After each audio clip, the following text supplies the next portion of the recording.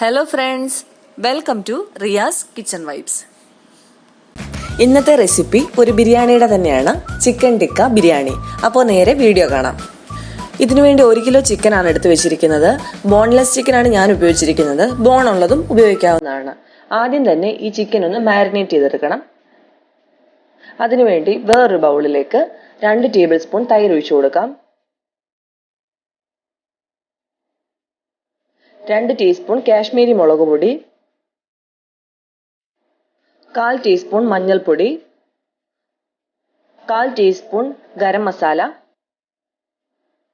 1/4 teaspoon കുരുമുളക് പൊടി, 1 നുള്ള് പെരിഞ്ജീരകപ്പൊടി, 1 ടീസ്പൂൺ ഇഞ്ചി വെളുത്തുള്ളി പേസ്റ്റ്. ഇത്രയും ചേർത്ത് കൊടുത്തിട്ടുണ്ട്. ഇതിലേക്ക് ഇനി 1 ടീസ്പൂൺ കസൂരി മേത്തിയാണ് ചേർക്കുന്നത്. ഇത് ചെറുതായിട്ടൊന്ന് ചൂടാക്കിയിട്ട് കൈകൊണ്ട് ഇതുപോലെ പൊടിച്ചെടുത്ത് വേണം ചേർക്കാനായിട്ട്. ഇതിലേക്ക് ആവശ്യത്തിനുള്ള ഉപ്പ് കൂടെ ചേർത്ത് കൊടുക്കാം. 1 മുറി നാരങ്ങയുടെ നീരും കൂടെ ഒഴിച്ചു കൊടുക്കാം. ഇനി ഇതെല്ലാം കൂടെ നന്നായിട്ടൊന്ന് മിക്സ് ചെയ്തെടുക്കണം. ഈ സമയത്ത് ഉപ്പൊക്കെ ഒന്ന് നോക്കണേ. ഇപ്പൊ മിക്സ് റെഡി ആയിട്ടുണ്ട്. ഇനി ഇതിലേക്ക് ചിക്കൻ ഇട്ട് കൊടുക്കാം.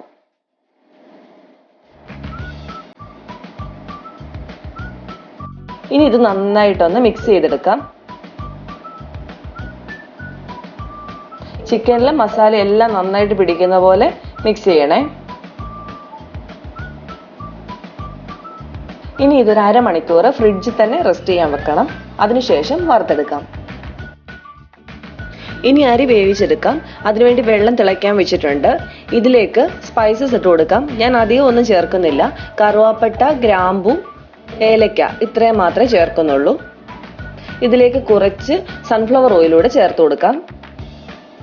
വെള്ളം നന്നായിട്ട് തിളച്ച് വരുമ്പോൾ ഇതിലേക്ക് അരി ഇട്ട് കൊടുക്കാം. ഞാനിവിടെ 4 കപ്പ് ബസ്മതി റൈസ് ആണ് എടുത്തിരിക്കുന്നത്. ഇതൊരു 20 മിനിറ്റ് നേരത്തെ കുതിർത്ത് വെച്ചിരുന്നതാണ്. ഇനി ഇതൊന്ന് വെന്ത് വരട്ടെ.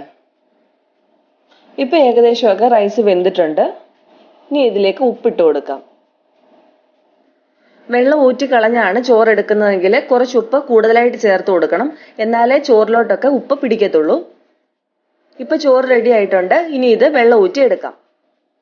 ഇനി ചിക്കൻ വറുത്തെടുക്കാൻ വേണ്ടി ഒരു പാൻ വെച്ച് അതിലേക്ക് കുറച്ച് സൺഫ്ലവർ ഓയിൽ ഒഴിച്ചു കൊടുക്കാം. എണ്ണ ചൂടായിട്ടുണ്ട്.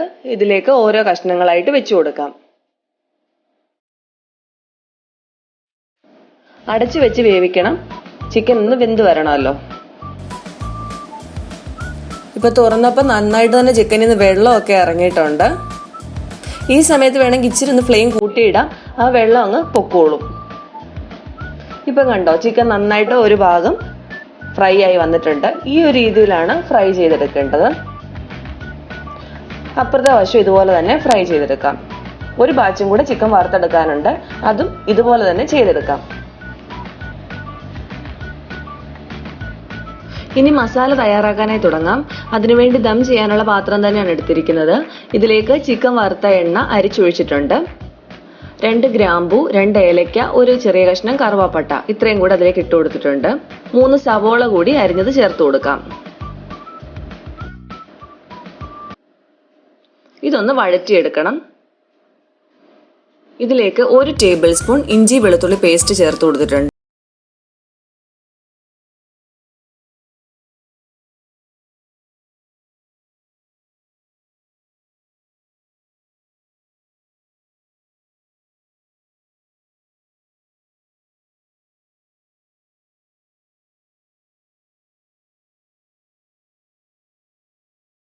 തക്കാളിക്കൊക്കെ നന്നായിട്ട് വെന്ത് വന്നിട്ടുണ്ട്. ഉടയാത്ത കഷ്ണങ്ങൾ വെറുതെ ഒന്ന് ഉടച്ചു കൊടുക്കാം. ഇനി ഇതിലേക്ക് പൊടികൾ ചേർത്ത് കൊടുക്കാം. 1/2 ടേബിൾ സ്പൂൺ കാശ്മീരി മുളക് പൊടി, 1/4 ടേബിൾ സ്പൂൺ മഞ്ഞൾപ്പൊടി, 1/4 table spoon garam masala, 1/2 table spoon മല്ലിപ്പൊടി ഇത്രയുമാണ് ചേർത്തിരിക്കുന്നത്. ഇതെല്ലാം കൂടെ നന്നായിട്ടൊന്ന് വഴറ്റിയെടുക്കാം.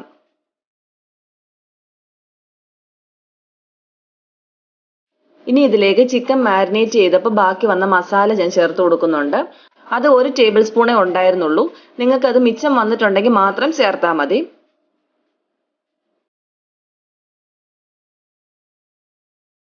ഇപ്പം മസാല എല്ലാം കൂടെ നന്നായിട്ട് വഴണ്ട് വന്നിട്ടുണ്ട്. ഇനി ഇതിലേക്ക് 2 ടേബിൾ സ്പൂൺ തൈര് കൂടെ ചേർത്ത് കൊടുക്കാം. 1 മുറി നാരങ്ങയുടെ നീരും കൂടെ ചേർത്ത് കൊടുക്കാം. ഇതൊന്ന് മിക്സ് ചെയ്തെടുക്കാം. ഇനി ഇതിലേക്ക് ഉപ്പ് ചേർത്ത് കൊടുക്കാം. ഞാൻ ഇതുവരെ ഇതിൽ ഉപ്പ് ചേർത്തിട്ടില്ല, അതുകൊണ്ട് ആവശ്യത്തിനുള്ള ഉപ്പ് ചേർത്ത് കൊടുക്കാം. ഇനി ഞാൻ ഇതിലേക്ക് ചേർക്കുന്നത് 1 ടേബിൾ സ്പൂൺ കസൂരി മേത്തിയാണ്. മുമ്പ് പറഞ്ഞതുപോലെ ഇതൊന്ന് ചെറുതായിട്ട് ചൂടാക്കിയിട്ട് ഇതുപോലെ കൈകൊണ്ട് പൊടിച്ചെടുത്ത് വേണം ചേർക്കാനായിട്ട്. ഇനി ഇതിലേക്ക് 2-3 പുതിനയില കൂടി ഇട്ട് കൊടുക്കാം. ഇനി ഇതിലേക്ക് വറുത്ത് വെച്ചിരിക്കുന്ന ചിക്കൻ കഷ്ണങ്ങളൂടെ ഇട്ട് നന്നായിട്ട് മിക്സ് ചെയ്തെടുക്കാം.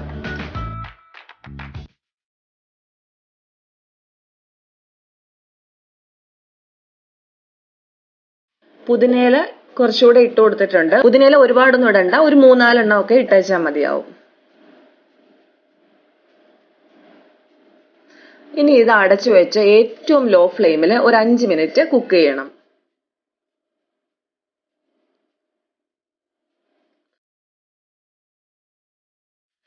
ഇപ്പം മസാലയും ചിക്കനും കൂടെ നന്നായിട്ട് യോജിച്ചു വന്നിട്ടുണ്ട്. ഇനി ഇതിലേക്ക് റൈസ് ഇട്ട് കൊടുക്കാം.